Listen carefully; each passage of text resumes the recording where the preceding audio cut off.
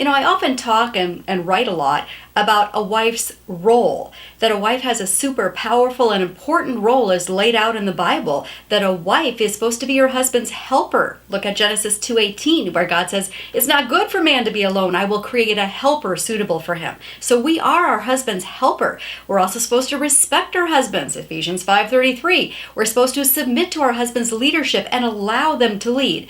But all that being said, I want to make a clarification here.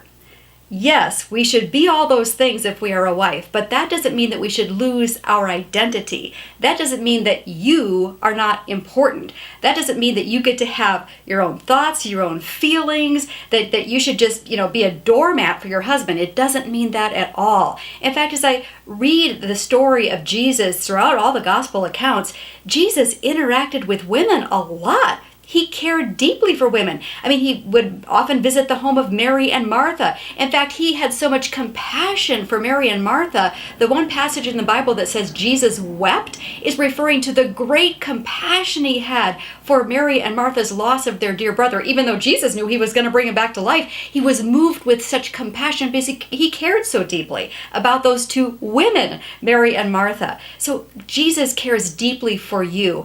And he instructs us, God instructs us in the Bible in Proverbs 4:23, above all else, guard your heart, for it is the wellspring of life. And here's what I want to say.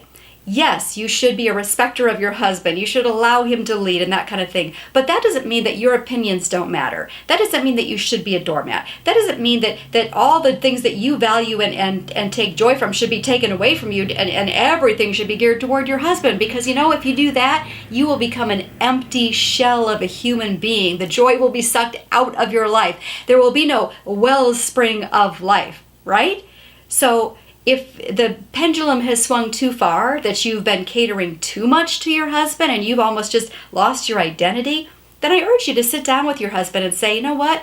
I feel like I want to regain some of who I am and my identity and the things that bring me joy and fulfillment in life, those hobbies that I haven't engaged in for years. I want to return to a couple of those hobbies, and I need to spend some time with some girlfriends or whatever it might be.